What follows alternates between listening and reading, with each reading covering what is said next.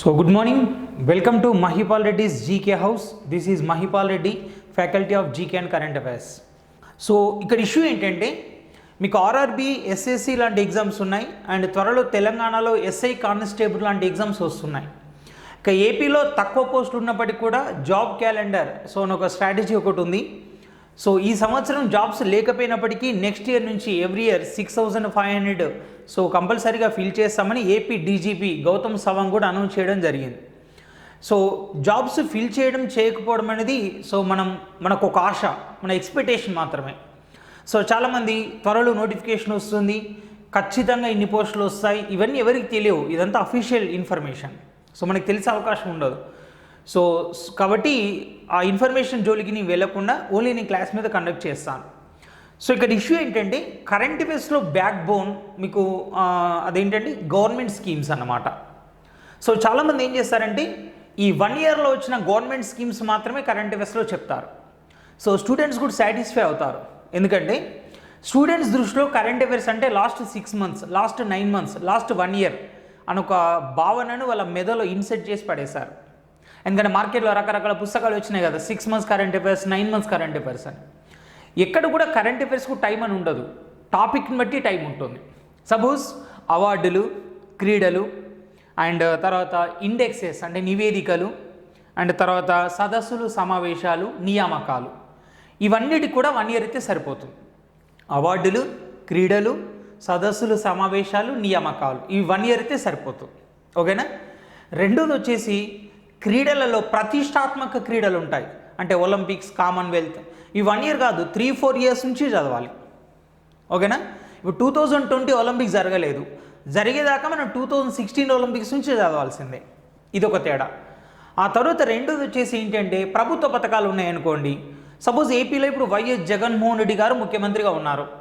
So ఆయన 2019 May 30 నుంచి ముఖ్యమంత్రిగా కొనసాగుతున్నారు. కాబట్టి ఏపీ ప్రభుత్వ పథకాలు వచ్చి 2018 May 30 నుంచి చదవాలి. అదే తెలంగాణ సెంట్రల్ గవర్నమెంట్ వస్తే వాళ్ళు 2014 నుంచి కొనసాగుతున్నారు. సో అప్పటి నుంచి చదవాల్సిందే.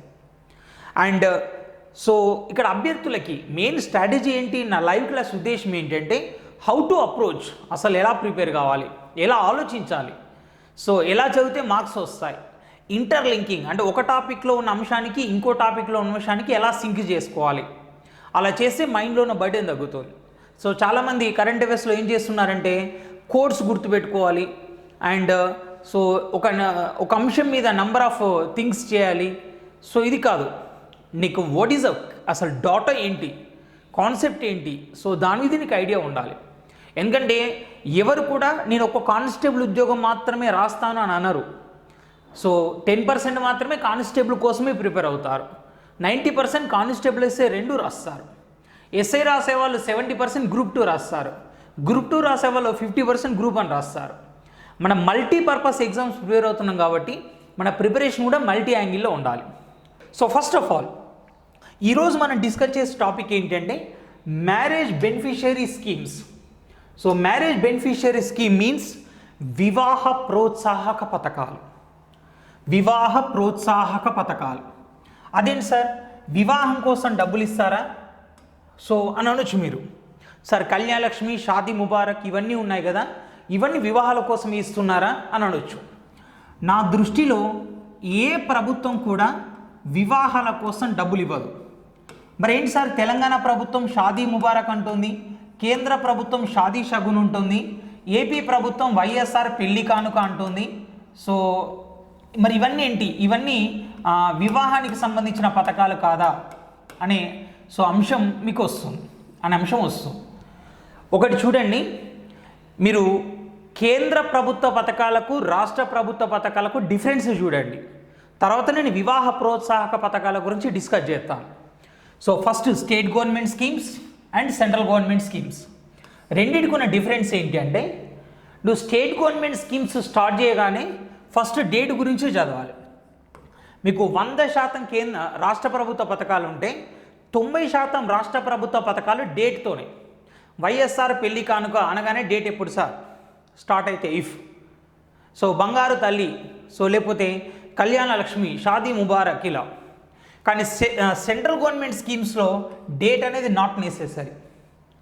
ఎక్కడో Swachh Bharat, digital India, make in India లాంటి ప్రతిష్టాత్మక పథకాలకు మాత్రమే మనం డేట్ గుర్తుపెట్టుకుంటాం. కానీ సో ఎక్కడ కూడా పెద్దగా డేట్ అవసరం లేదు.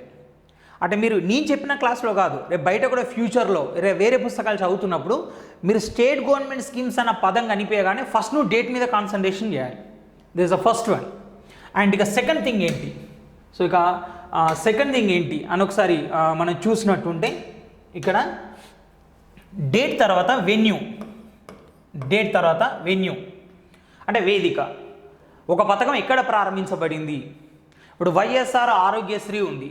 ఎప్పుడూ 2007లో వైఎస్ రాజశేఖర రెడ్డి కాలంలో ప్రారంభించబడిన ఆరోగ్యశ్రీ పథకం ఆ తర్వాత కాలంలో తన పేరును మార్చుకుంది. వైఎస్ రాజశేఖర రెడ్డి 2007లో రాజీవ్ ఆరోగ్యశ్రీ పేరుతో పథకాన్ని ప్రారంభించారు. తర్వాత 2014లో చంద్రబాబు నాయుడు ప్రభుత్వం నవ్యాంధ్రప్రదేశ్లో దాని పేరు ఎన్టీఆర్ వైద్య సేవ అనే పేరు మార్చింది. ఆ తర్వాత ప్రస్తుతం వచ్చేసి అదే పేరు వైఎస్ఆర్ ఆరోగ్యశ్రీగా మారింది. రాజీవ్ ఆరోగ్యశ్రీ, ఎన్టీఆర్ వైద్య సేవ, ఇప్పుడు వైఎస్ఆర్ ఆరోగ్యశ్రీ. ఒక పథకం చదివేటప్పుడు ఇప్పుడేం జరిగింది కాదు, దాని మూలాల నుంచి చదవాలి. అప్పుడు నీకు సమగ్రమైన అవగాహన వస్తుంది. ఈ క్రింది వాటిలో సరైనది గుర్తించండి, సరిగానిది గుర్తించండి, జతపరచండి, ఇలాంటి అంశాలు వచ్చినప్పుడు ఎక్కడ కూడా తడబాటుకు లోను కాకుండా ఆన్సర్ పెట్టడానికి అవకాశం ఉంటుంది. సో మిగతా వాళ్ళతో పోలిస్తే మనం లేట్గా స్టార్ట్ చేసినా మన ప్రిపరేషన్ లేటెస్ట్గా ఉంటుంది. సో దాని గురించి వరి అవసరం లేదు.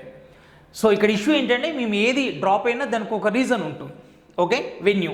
నువ్వు రాష్ట్ర ప్రభుత్వ పథకాల్లో ఫస్ట్ వెన్యూ గురించి కాన్సన్ట్రేషన్ చేయాలి. రాష్ట్ర ప్రభుత్వం పథకం రాగానే ఇప్పుడు వైఎస్ఆర్ ఆరోగ్యశ్రీ ఉంది. సో ఇది పలానా రోజు స్టార్ట్ అయింది, వెస్ట్ గోదావరి జిల్లా ఏలూరులో స్టార్ట్ అయింది ఇలా. కానీ సెంట్రల్ గవర్నమెంట్ స్కీమ్స్లో వెన్యూ అవసరం లేదు. వెన్యూ అవసరం లేదు, పెద్దగా చెప్పుకోవచ్చు 1-2 ఇంపార్టెంట్ వాటికి. సో ఇక థర్డ్ ఏంటంటే పర్పస్, ఉద్దేశం. సో పర్పస్ రాష్ట్ర ప్రభుత్వ పథకాల్లో ఉంటుంది, కేంద్ర ప్రభుత్వ పథకాల్లో కూడా ఉంటుంది. కానీ ఒక తేడా అబ్జర్వ్ చేశారా? పర్పస్ అనేది రాష్ట్ర ప్రభుత్వ పథకాల్లో third importance, third priority. First date, తర్వాత వెన్యూ, తర్వాత పర్పస్ అంటే ఉద్దేశం. కానీ కేంద్ర ప్రభుత్వ పథకాల్లో పర్పసే ఫస్ట్ ప్రియారిటీ. అంటే నువ్వు కేంద్ర ప్రభుత్వ పథకాలు చదివేటప్పుడు పర్పస్, ప్రతి దానికి ఒక ఉద్దేశం ఉంటుంది, అదేంటో చదవాలి. అప్పుడే నీ కేంద్ర ప్రభుత్వ పథకాల మీద అవగాహన వస్తుంది. మీ కేంద్ర ప్రభుత్వ పథకాలు, రాష్ట్ర ప్రభుత్వ పథకాలు సమగ్రంగా అవగాహన వచ్చిందనుకో, మీకు ఎస్ఏ వాళ్ళకు ఎకనామిక్స్ నుంచి కూడా 2-3 క్వశ్చన్లు వస్తాయి. గ్రూప్ 2 వాళ్ళకైతే ఈ సెంట్రల్ స్కీమ్స్ నుంచి ఎకానమీ ఆప్షనల్ పేపర్ ఉంటుంది కదా, దానిలో కూడా 5-6 క్వశ్చన్స్ వస్తాయి. ఆ లెవెల్లో మనం ఇచ్చే మెటీరియల్ ఉంటుంది. ఓకేనా? సో నెక్స్ట్ వన్ పర్పస్ తర్వాత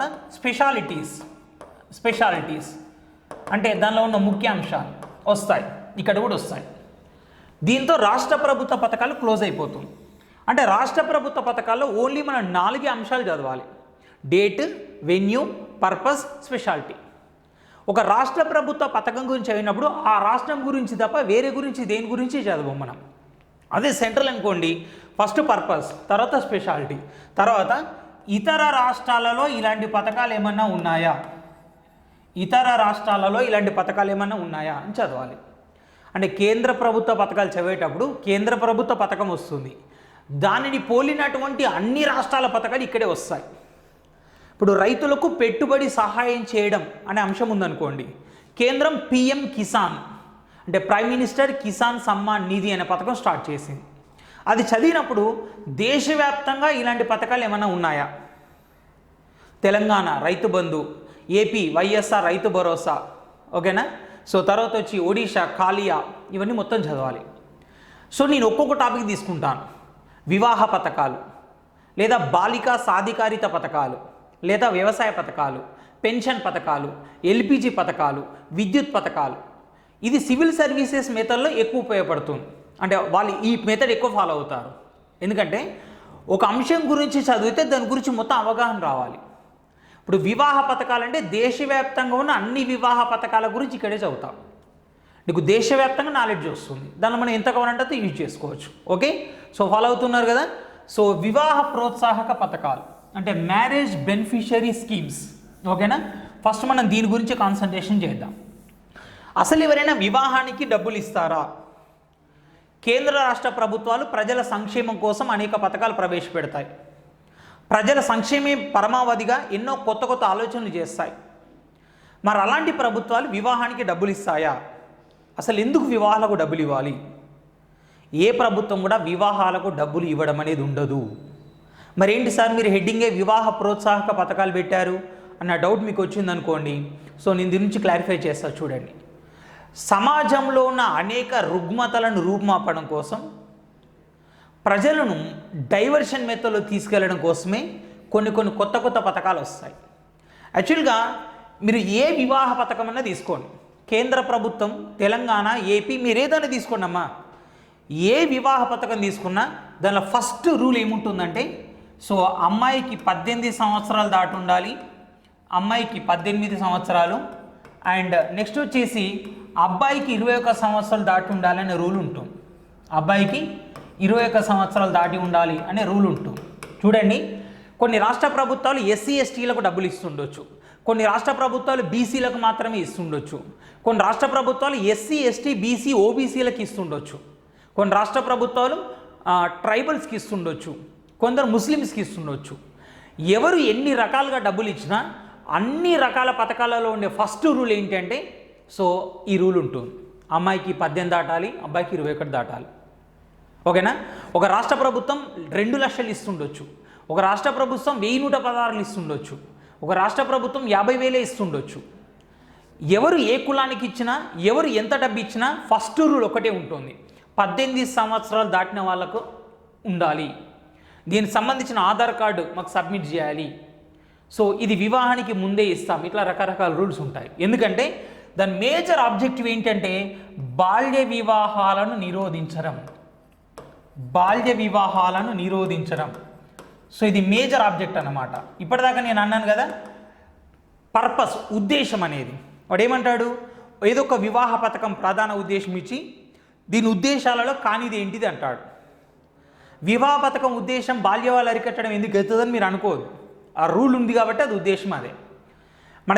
బాల్య వివాహం అంటే ఏంటి, మన దేశంలో ఓటు హక్కు 18 సంవత్సరాలకు వస్తుంది. సార్వత్రిక వయోజన ఓటు హక్కు అంటే కుల మత ప్రాంత లింగ భేదం లేకుండా ఎవరికైనా 18 సంవత్సరాలకి ఓటు హక్కు వస్తుంది. కానీ వివాహ విషయం వస్తే మాత్రం మనకు అమ్మాయికి 18 సంవత్సరాలు ఉండాలి, అబ్బాయికి 21 సంవత్సరాలు దాటాలి. ఓకేనా? సో మనకు 17వ గతంలో లా కమిషన్ చైర్మన్గా పనిచేసిన జస్సి జీవన్ రెడ్డి. సో ఇది లింగ వివక్ష, మన దేశంలో లింగ వివక్ష నిషేధం అంటే స్త్రీ పురుష భేదాలు ఉండకూడదు. మరి స్త్రీకి 18, పురుషుడికి 21 ఉన్నాయి కదా, లింగ వివక్ష కాదా? అంతే కదా. నువ్వు ఓటకు ఇద్దరికి 18, పెళ్ళి మాత్రం ఇద్దరికి వేరు. నువ్వు 18 సంవత్సరాలు లాగానే సర్పంచ్ కోటేయచ్చు, వార్డు మెంబర్ కోటేయచ్చు, ఎమ్మెల్యే కోటేయచ్చు, ఎంపీ కోటేయచ్చు. భారతదేశానికి ప్రధానమంత్రి ఎవరుంటే బాగుంటుందని నువ్వు ఆలోచించుకోవచ్చు. ఎందుకంటే 18 సంవత్సరాలు వచ్చినాయి, ఓటకు వచ్చింది. కానీ భార్య ఎవరుంటే బాగుంటుందని మాత్రం ఆలోచించరాదు, ఎందుకంటే 21 దాటలేదు. సరే, మనం అంటే ఏదో కామెడీగా అంటున్నామని కాదు. Justice Jeevan Reddy retired supreme court judge, ఆయన లా కమిషన్ చైర్మన్గా పనిచేశాడు. మన దేశంలో ప్రతి 5 సంవత్సరాలకు ఒకసారి మనం లా కమిషన్ నియమిస్తాం. కాలం చెల్లిన చట్టాలను తొలగించడానికి, కావలసిన కొత్త చట్టాలు రూపకల్పన చేయడానికి ఇది సూచనలు చేస్తుంది. మన దేశంలో మొట్టమొదటి law commission chairman and member lord Macaulay. So ఇప్పుడు 21వ లా కమిషన్ చైర్మన్గా బల్బీర్ సింగ్ చౌహాన్ ఉన్నాడు. సో పోయిన 2016 తెలంగాణ గ్రూప్ 2 క్వశ్చన్, 21వ లా కమిషన్ చైర్మన్ ఎవరు అంటే బల్బీర్ సింగ్ చౌహాన్. ఓకేనా?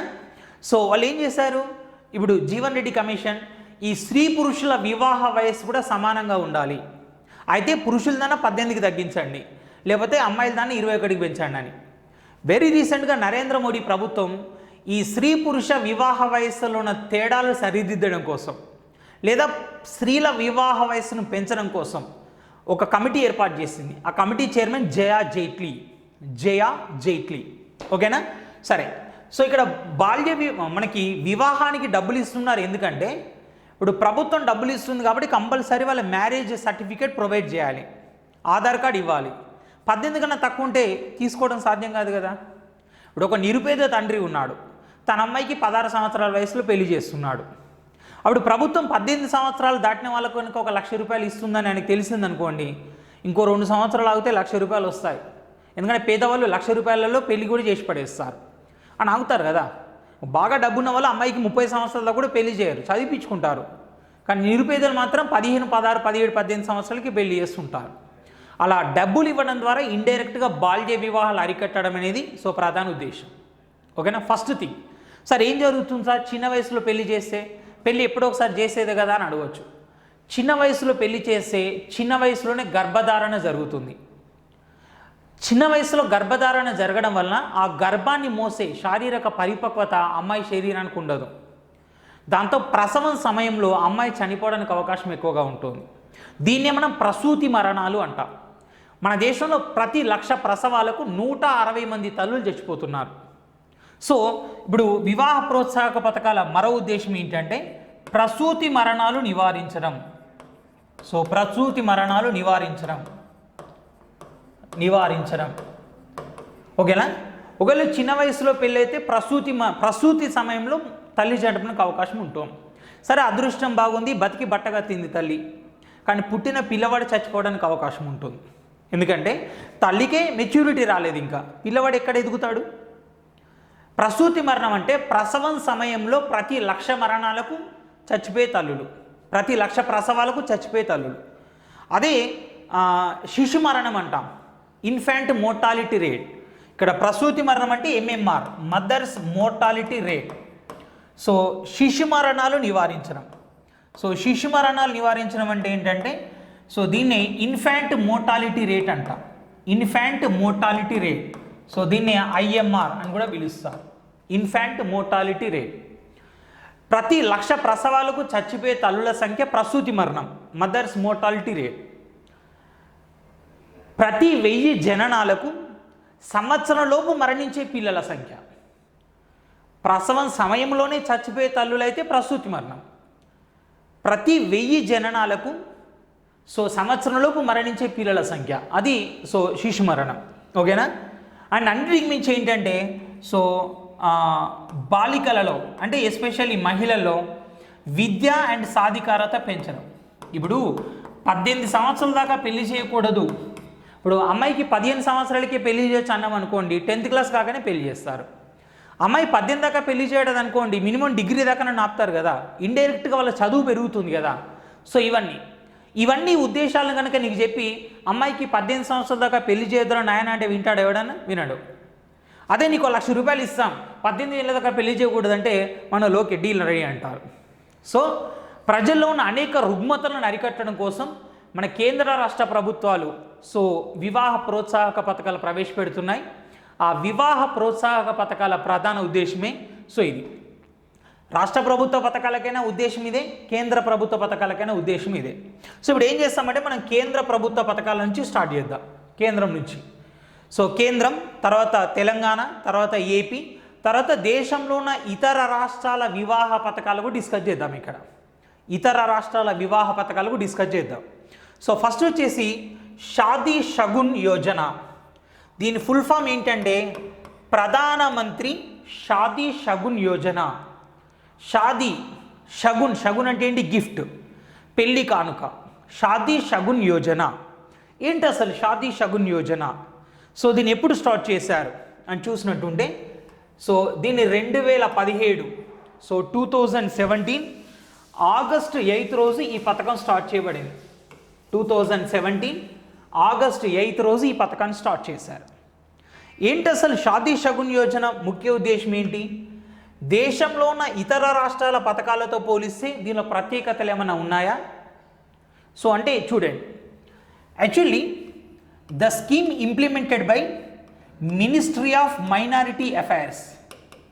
మినిస్ట్రీ ఆఫ్ మైనారిటీ అఫైర్స్ అంటే కేంద్ర మైనారిటీ వ్యవహారాల మంత్రిత్వ శాఖ సో ఈ పథకాన్ని అమలు చేస్తుంది. కేంద్ర మైనారిటీ వ్యవహారాల శాఖ ఈ పథకాన్ని అమలు చేస్తుంది. అసలు మన దేశంలో ఎంతమంది మైనారిటీలు ఉన్నారు అంటే 6 మతాలు: Muslim, Christian, Sikh, Buddhist, Jain, Parsi. Muslim, Christian, Sikh, Buddhist, Jain, Parsi. 6 religious recognized as minorities in India by central government. But in some states, Jews also recognized as minorities. కొన్ని ప్రాంతాల్లో యూదులు కూడా మైనారిటీలుగా గుర్తించబడ్డారు. JEWS, Jews మీన్స్ యూదులు, వాళ్ళు కూడా మైనారిటీలు గుర్తించబడ్డారు. ఎవరు మైనారిటీలు అంటాం? ఇక భాషాపరంగా రాజ్యాంగపరంగా నిర్వచనం పక్కకు పెడితే ఇన్ జనరల్గా మన చిట్ చాట్ రూపంలో మాట్లాడుకున్నట్టుంటే సంఖ్యాపరంగా తక్కువ ఉన్న వాళ్ళు మైనారిటీలు అంట. మన దేశంలో హిందువులు తప్ప అందరూ తక్కువ సంఖ్యలో ఉన్నారు కాబట్టి అందరూ మైనారిటీలు అన్నాం. మరి కొన్ని రాష్ట్రాల్లో హిందువులు తక్కువ ఉన్నారు కదా. నాగాల్యాండ్లో హిందువులు 1%, జమ్మూ కాశ్మీర్లో ముస్లిమ్స్ మెజారిటీ, కానీ వాళ్ళే మైనారిటీగా గుర్తించబడుతున్నారు. అందుకే కేంద్ర ప్రభుత్వం ఇటీవల 7 రాష్ట్రాలు 2 కేంద్రపాలిత ప్రాంతాలలో 7 రాష్ట్రాలు 2 కేంద్రపాలిత ప్రాంతాల్లో హిందువులను మైనారిటీలుగా గుర్తించడం కోసం ఒక కమిటీ కూడా అపాయింట్ చేయడం జరిగింది. ఓకేనా. సో మీ కమిటీస్ వచ్చినప్పుడు మళ్ళీ దాని గురించి నేను ఎక్స్ప్లెయిన్ చేస్తాను. సో దీన్ని మినిస్ట్రీ ఆఫ్ మైనారిటీ అఫైర్స్ వాళ్ళు కండక్ట్ చేస్తారు ఈ ప్రోగ్రామ్ని. సో మన దేశంలో 6 మతాలు మైనారిటీలు అన్నాం కదా, but this scheme only applicable to Muslim minorities. So మన దేశంలో సో మొత్తం 6 మతాలు మైనారిటీలుగా గుర్తించబడ్డప్పటికీ ఇది మాత్రం ఇప్పుడు ముస్లింల కోసం మాత్రమే నిర్వహించబడుతుంది. ముస్లింల కోసం ఇప్పుడే చెప్పాను, దేశవ్యాప్తంగా ఏ రాష్ట్ర ప్రభుత్వం పథకం ప్రవేశపెట్టినా 18 సంవత్సరాలు నిండిన వాళ్లకు మాత్రమే అని ఉంటుంది అని. ఇక్కడ ఏజ్ రిలాక్సేషన్ ఏజ్ లేదు. ఇక్కడ ఏమన్నాడంటే డిగ్రీ చదివిన ముస్లిం యువతులకు అందిస్తుంది అని. డిగ్రీ చదివిన సో ముస్లిం యువతుల కోసం. ఇప్పుడు 15 సంవత్సరాలకు 10th చదువుతాం, 15 సంవత్సరాలకు 10th చదువుతాం. సో 17 సంవత్సరాలకి ఏం చదువుతాం, సో ఇంటర్ అయిపోతుంది. 20 సంవత్సరాలు లేదా 21 సంవత్సరాలు డిగ్రీ అయిపోతుంది. ఇప్పుడు డిగ్రీ చదివిన ముస్లిం యువతుల కోసం అంటే ఆటోమేటిక్గా 18 క్రాస్ అవుతున్నాయి కదా. మిగతా స్కీమ్లలో చదువుతో సంబంధం లేదు. ఓన్లీ 18 సంవత్సరాల వయసు వస్తే చాలు, నీకు చదువు రాకుండా నిరక్షరాస్యురాలైనా వస్తుంది. కానీ ఇక్కడ 18 సంవత్సరాలు కాదు, డిగ్రీ చదివిన ముస్లిం యువతుల వివాహానికి సో డబ్బులు అందజేస్తున్నారు. డిగ్రీ చదివి ఉండాలి. ఓకేనా. సో ఎంత ఇస్తారు, so central government provide under the scheme 15,000 rupees, 51,000 రూపాయలు ఈ స్కీమ్ కింద అందజేయడం జరుగుతుంది. 51,000 రూపీస్ ఇస్తుంది. ఓకే. మరి దీన్ని ఎవరు సూపర్విజన్ చేస్తారు? ఈ పథకం అమలును పర్యవేక్షించేది మినిస్ట్రీ ఆఫ్ మైనారిటీ అఫైర్సే. ఓకేనా. కానీ ఈ పథకం పర్యవేక్షించడం మాత్రం వాళ్ళు పర్యవేక్షిస్తారు. అమలు బాధ్యత ఎవరు అంటే దీని అమలు చేయడం కోసం ఒక ప్రత్యేక నోడల్ ఏజెన్సీ ఉంది. అదే so Maulana Azad educational society. Maulana Azad educational society. Maulana Azad educational society. So వీళ్ళు ఈ పథకం అమలు బాధ్యతను తీసుకున్నారు. అయితే మీకు విషయం ఏంటంటే నరేంద్ర మోడీ ప్రభుత్వం ఈ పథకాన్ని సో 2015 సో ఆగస్ట్ 8 రోజు ఈ పథకం స్టార్ట్ చేసింది నరేంద్ర మోడీ ప్రభుత్వం. కానీ అదే ఎన్డీఏ అంటే నేషనల్ డెమోక్రటిక్ అలయన్స్లో మనకు 1998 నుంచి 2004 దాకా వాజ్పేయి ప్రైమ్ మినిస్టర్గా ఉన్నారు. వాజ్పేయి 1996లో 13 రోజులు, 1998 నుంచి 99 వరకు 13 నెలలు, 99 నుంచి 2004 వరకు 5 years ఆయన ప్రధానమంత్రిగా కొనసాగాడు. ఆ టైంలో అంటే ఆయన 2003, 2002 ఆ టైంలో ఈ ముస్లిం విద్యార్థులు ఎవరైతే ఉన్నారో మహిళలు వాళ్ళ కోసం ఒక స్కీమ్ ప్రవేశపెట్టాడు. ఈ ముస్లిం మహిళా విద్యార్థుల కోసం ఒక స్కీమ్ ప్రవేశపెట్టాడు. అదే బిహెచ్ఎంఎస్. ఏంటి బిహెచ్ఎంఎస్ అంటే Begum Hazrat Mahal scholarship. Begum Hazrat Mahal scholarship. Begum Hazrat Mahal scholarship. ఇప్పుడు ఈ షాదీ షగున్కు హజ్రత్ మహల్ స్కాలర్షిప్కు సో డిఫరెన్స్ ఏంటి అంటే చూడండి, ఈ బేగం హజ్రత్ మహల్ స్కాలర్షిప్ మైనారిటీల కోసం ఉద్దేశించబడింది. ఓకేనా. ఓకే. ఈ బేగం హజ్రత్ మహల్ ఎవరంటే అవధును పాలించిన చివరి రాణి హజ్రత్ మహల్ పేరుతో స్టార్ట్ చేశారు. దీని అమలు బాధ్యతను కూడా మౌలానా ఆజాద్ ఎడ్యుకేషనల్ సొసైటీ వాళ్ళే నిర్వహిస్తారు. షాదీ షగున్ వాళ్ళే అమలు చేస్తున్నారు, దీన్ని కూడా వాళ్ళే అమలు చేస్తున్నారు.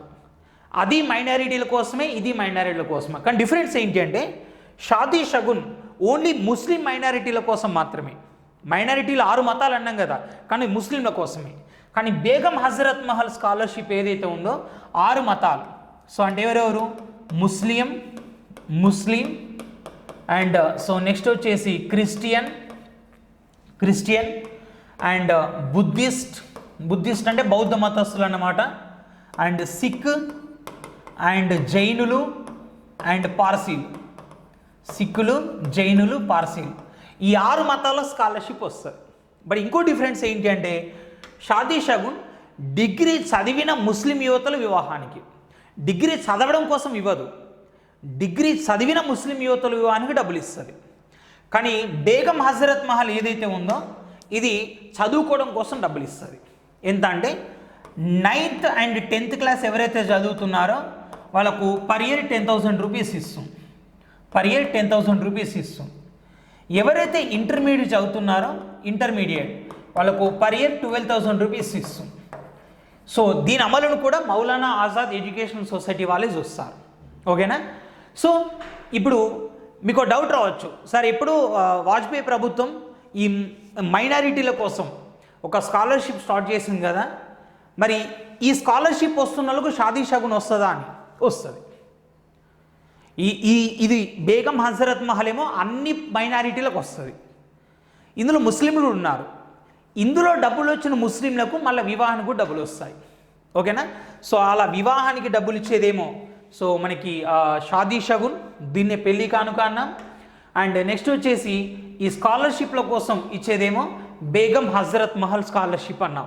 సో రెండింటి పర్యవేక్షణ కూడా నిర్వహించేది సో మనకి మౌలానా ఆజాద్ ఎడ్యుకేషన్ సొసైటీ. ఈయన మన దేశానికి మొట్టమొదటి విద్యాశాఖ మంత్రి కాబట్టి ఈయన జన్మదినాన్ని మనం నేషనల్ ఎడ్యుకేషన్ డే నవంబర్ 11ను నేషనల్ ఎడ్యుకేషన్ డేగా నిర్వహిస్తూ ఉన్నాం. అర్థమైందిగా తేడా? సో మిగతా క్లాస్కి మన క్లాస్కి డిఫరెన్స్ ఇది. ఓకే? సో కనెక్టివిటీ, ఇంటర్లింకింగ్ అనేది నా ప్రియారిటీ ఎక్కువగా ఉంటుంది. సో నెక్స్ట్ వన్, ఇప్పుడు రాష్ట్ర ప్రభుత్వ పథకాలకు వద్దాం. సో తెలంగాణ గవర్నమెంట్ తీసుకుంటే మనకు 2 ఉన్నాయి, ఒకటి Kalyana Lakshmi, second one Shaadi Mubarak.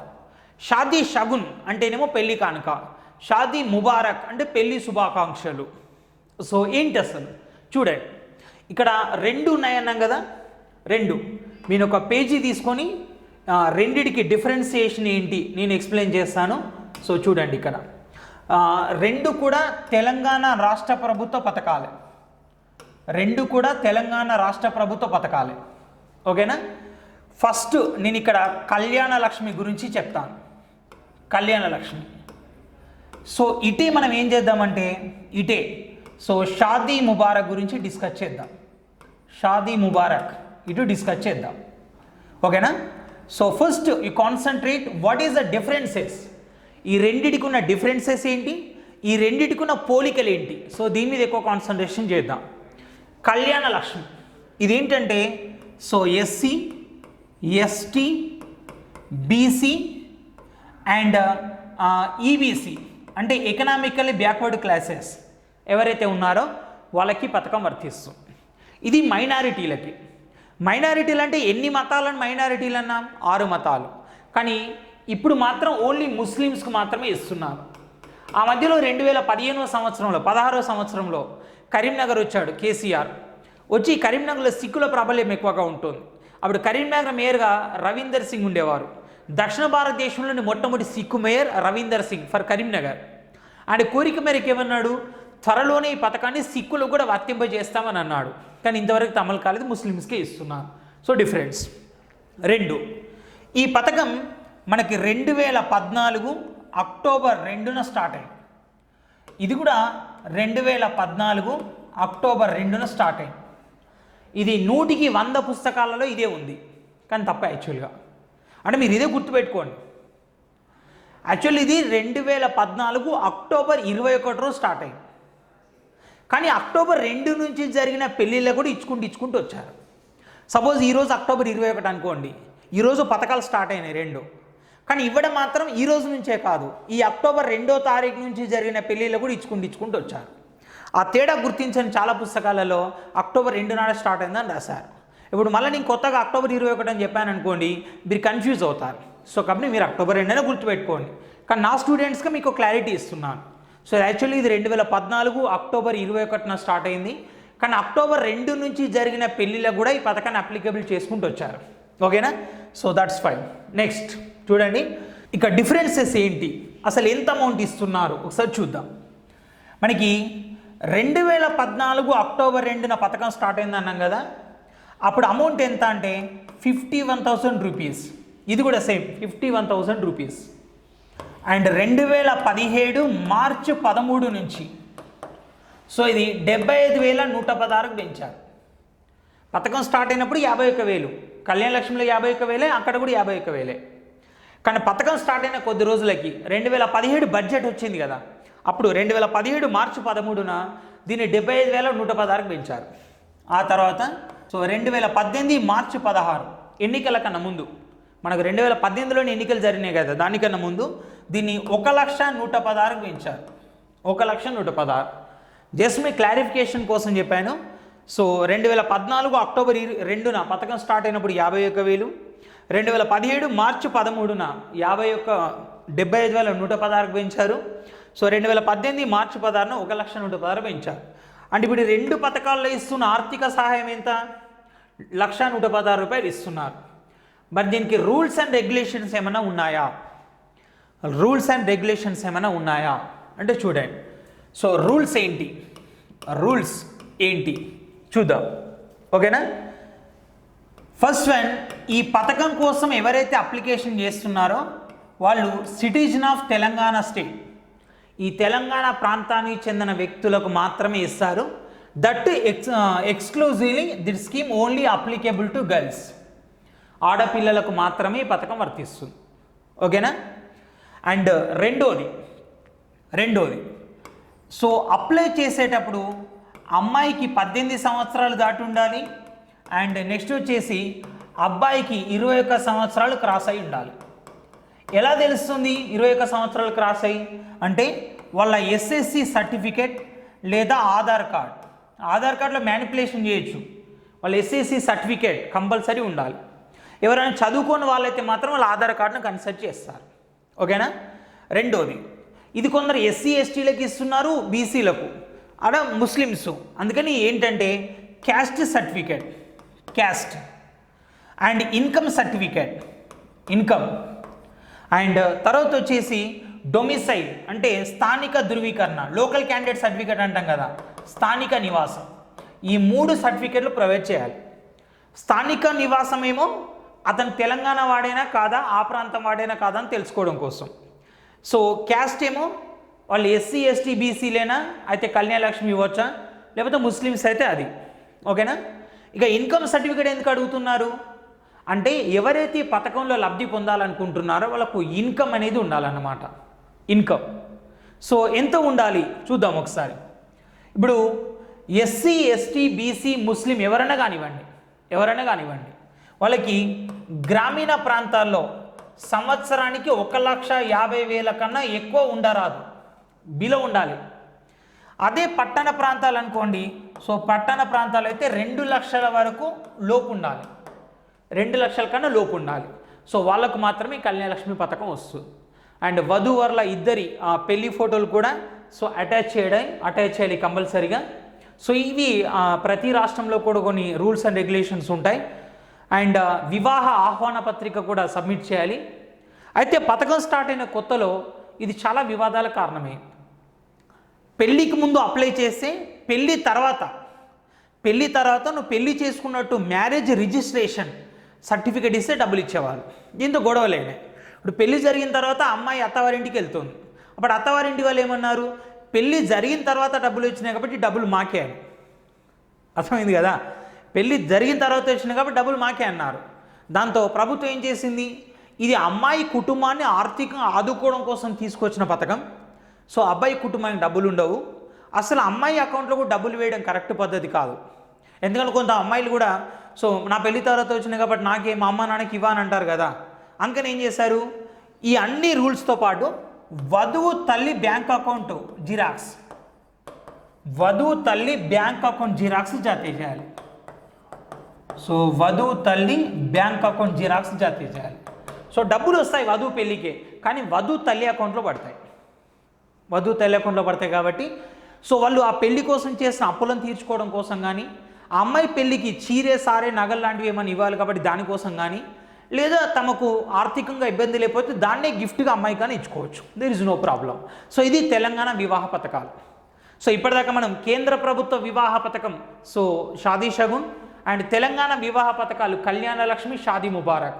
So ఈ రెండింటి గురించి డిస్కస్ చేశాం కదా. So now we will go to another thing, that is AP వివాహ పథకాలు. సో ఏపీ వివాహ పథకాల్లో మనకి వైఎస్ఆర్ పెళ్లి కానుక అనేది ఉంది. వైఎస్ఆర్ పెళ్లి కానుక. సో ఒకసారి నేను దీన్ని డీటెయిల్గా డిస్కస్ చేస్తాను, డీటెయిల్గా.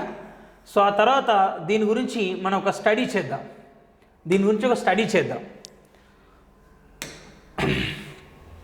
ఓకేనా. 2014 జూన్ 2న సో తెలంగాణ, ఆంధ్రప్రదేశ్ రెండు బైఫర్కేట్ అయినాయి, చేయడం జరిగింది.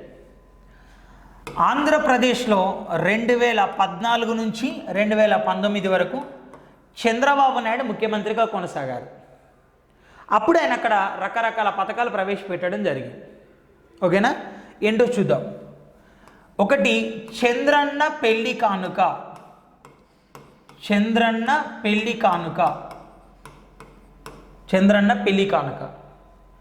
సో ఇది బీసీ, ఎస్సీ, ఎస్టీల వివాహానికి డబ్బులు ఇవ్వడం.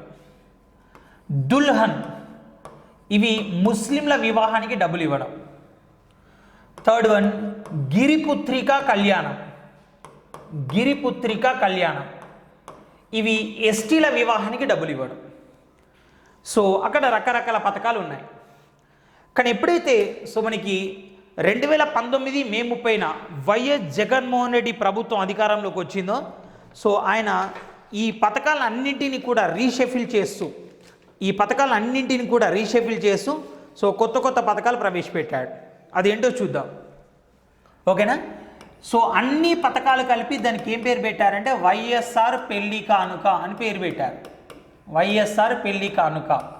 ఇక చూడండి, బీసీ, ఓకేనా, వివాహం చేసుకుంటే ఒకటి, కులాంతర వివాహం చేసుకుంటే ఒకటి.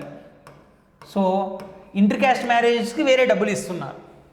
బీసీలు అనుకోండి, గతంలో బీసీ వ్యక్తిని పెళ్లి చేసుకుంటే 35,000 వచ్చేటి విత్ ఇన్ ద క్యాస్ట్, ఇప్పుడు 50,000 ఇస్తున్నారు.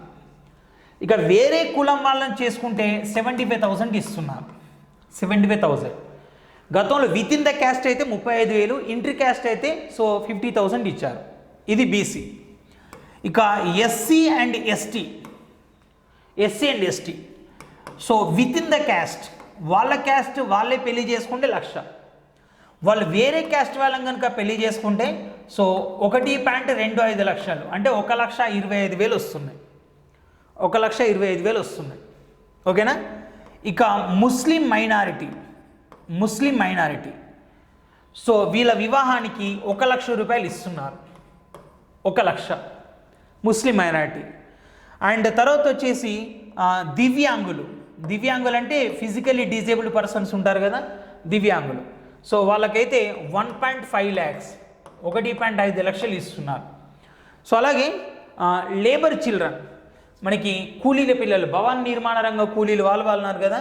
సో లేబర్ చిల్డ్రన్ అంటే కూలీల పిల్లలు ఎవరైతే ఉన్నారో సో వాళ్ళకు వచ్చేసి 1 lakh వస్తున్నాయి, 1,00,000 వస్తున్నాయి. సో ఇవి ఏపీ ప్రభుత్వ పథకం ఇస్తున్న ఇష్యూ. మనకి దీని ఆథరైజ్డ్ పర్సన్స్ కూడా డిఫరెంట్గా ఉంటారు.